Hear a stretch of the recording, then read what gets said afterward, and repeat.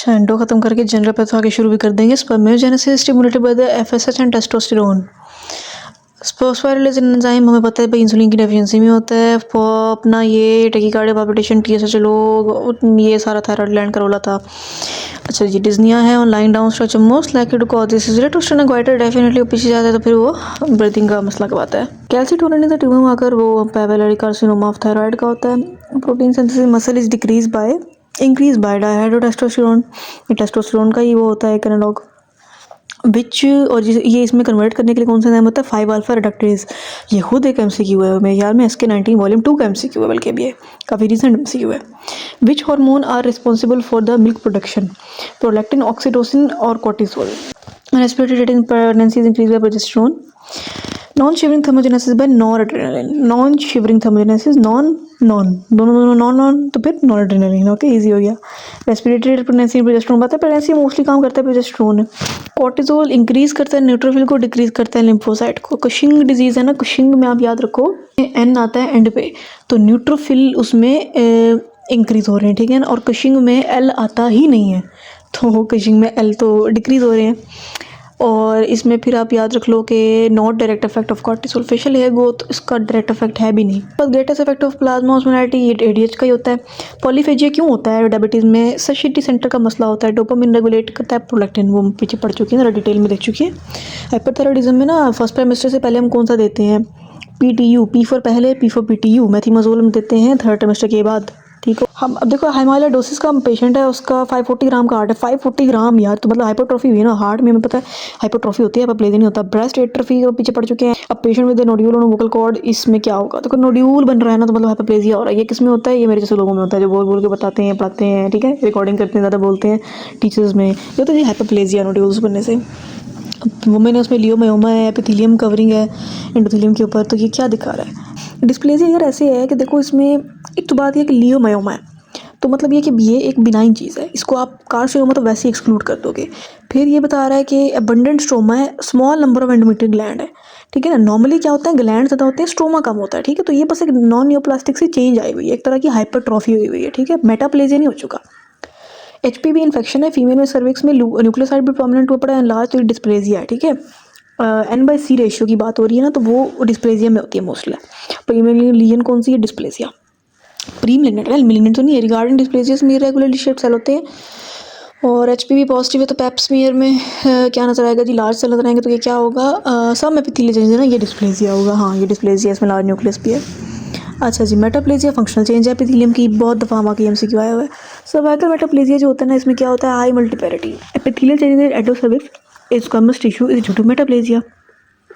Epithelial change हमने पढ़ा है ना, functional change of epithelium is metaplasia. Polyarteritis nodosa में फाइब्रोनॉइड नेक्रोसिस होता है। पॉलीआर्थराइटिस नोडोजा का एक और एमसीक्यू ये आता है कि ये हर एज के टाइप के स्ट्रोमे बनते हैं, इसमें PAN पान है ना, पान हर उम्र का बंदा खाता है, तो इसे याद रख लो। मोस्ट अप्रोप्रिएट टीबी है, हिस्टोलॉजिकल पिक्चर इसकी क्या होती है, केजियस नेक्रोसिस। टीबी में कौन से होते हैं, लैंगहैंस सेल, लैंगरहैंस नहीं करना, Langhans cell, epithelioid cells, multi nucleated giant cells. Patient came with abdominal pain, his mileage was high, he was diagnosed with pancreatitis. Momentum क्या दिखाएगा, फैटी नेक्रोसिस दिखाएगा, पैंक्रियास का है ही वही फैटी। ट्रोमेटिक तो नहीं होता ना, ट्रोमेटिक ब्रेस्ट पे होता है। डेथ ऑफ गैस गैंग्रीन अपना ये टॉक्सीमिया से होती है। कौन कमाता है gas gangrene, clostridium perfringens. Specific feature of apoptosis is cell shrinkage, host defence against neoplasm.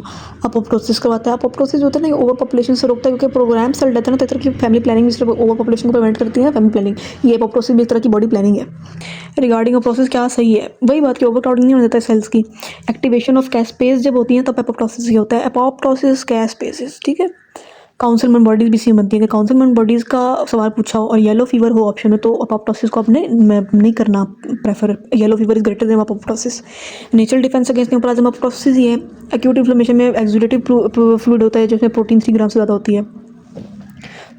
First response against acute inflammation in tissue is macrophage. वैसे ऑनेस्टली इसमें न्यूट्रोफिल आता है, अगर ऑप्शन में लिखा हो आपने न्यूट्रोफिल को प्रेफर करना है। फिर मोस्ट पोटेंट कीमोरेटिव फैक्टर वही C5a of anaphylaxis. Stage of apoptosis is activation of caspases. Irreversible injury क्या होती है, जैसे मासिव कैल्शियम फ्लक्स। ये रिवर्सिबल इंजरी के कुछ पॉइंट्स है, ये इसके पैथोलॉजी के स्टार्ट में ही दिए हुए हैं थेरी में।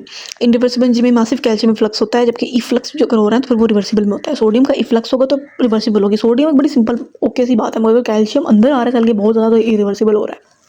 वेजिटेशन है जी हार्ट पे स्टैप और इसकी वजह से, और ये सारी वेजिटेशन टैन वेज शेप लिए में आ रही है, ये किस में होता है?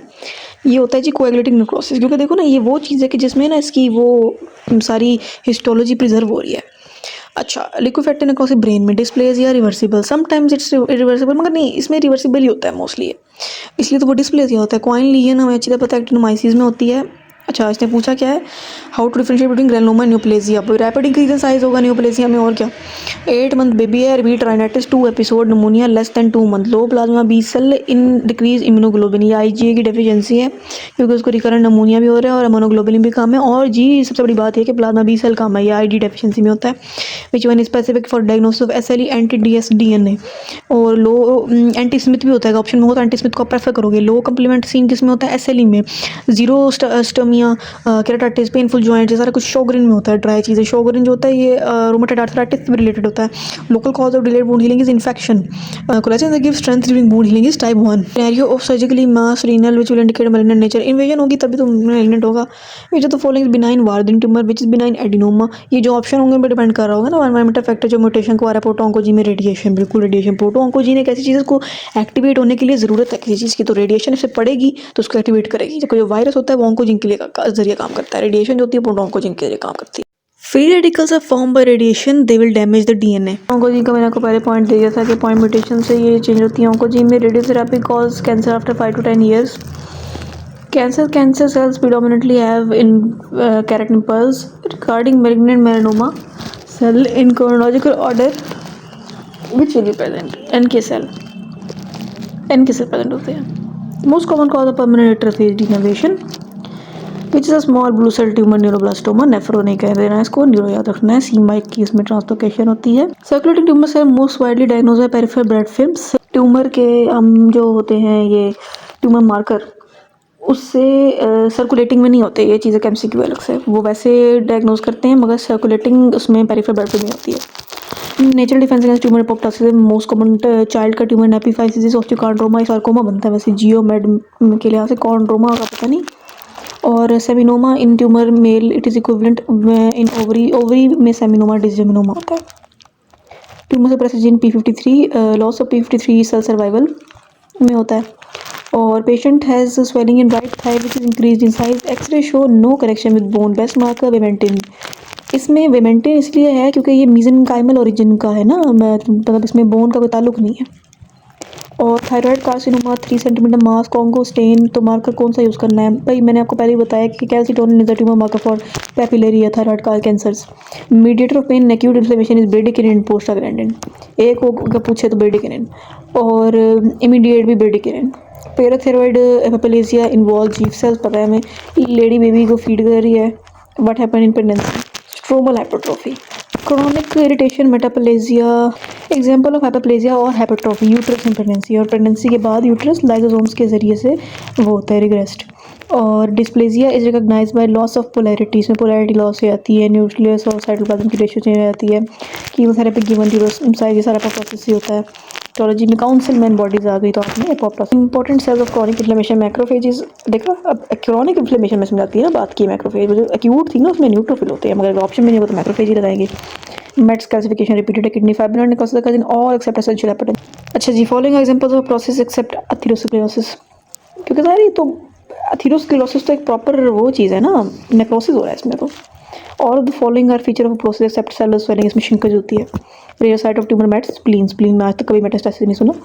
Cause of death in gastric पढ़ चुके थे। डिस्ट्रोफिक कैल्सिफिकेशन होगी टीबी में। डिस्ट्रोफिक कौन सी होती है जी? जहाँ पर पहले से मसला चल रहा हो ना वहाँ पे अगर कैल्सिफिकेशन होगी तो वो डिस्ट्रोफिक होगी। डिसईज की डिस्ट्रोफिक, इसके अगर मतलब ऐसे है तो मेटास्टैटिक है। At what rectal temperature permanent cell injury occurs, ये इस तरह याद रख लें कि आज तक हमने 105 तक वो याद रखा है, तो अगर 106 हो गया तो तबाही है, तो इसका आंसर है 106। Common cause of cell injury in our countries ischaemia, which electron microscopy पर कौन सी फाइंडिंग जो है वो इरिवर्सिबल सेल इंजरी को इंडिकेट करेगी? तो अगर फ्लोकुलेंट डेंसिटी हो माइटोकॉन्ड्रिया में, तो अब boy with ornithine transcarbamylase deficiency, liver failure, had liver transplant, तो लार्ज लिवर क्यों हो गया भाई? क्योंकि हाइपरट्रॉफी हो गई दोनों के अंदर, डोनर के अंदर भी और रिसिपिएंट के अंदर। वुंड हीलिंग को कौन अफेक्ट नहीं करता? विटामिन डी की डेफिशिएंसी, क्योंकि सी इसके लिए रिस्पॉन्सिबल है। Most common complication of wound healing is infection. Interleukin 1 produces T lymphocyte activation, in black the wound healing was asked, तो कीलॉइड का चक्कर होता है। कीलॉइड वो बियॉन्ड मार्जिन्स जाता है, ये भी एमसीक्यू है, पहले पढ़ चुके होंगे कहीं। Preform mediator of inflammation is histamine. अच्छा, इन्फ्लेमेशन का मीडिएटर हो या पेन का मीडिएटर हो, आपने आंखें खोल के पढ़ना है एमसीक्यू। पेन में ब्रेडिक्निन होता है और इन्फ्लेमेशन में हिस्टामिन होता है। एमसीक्यू नंबर 83 एंड ऑनवर्ड हम आगे देखेंगे।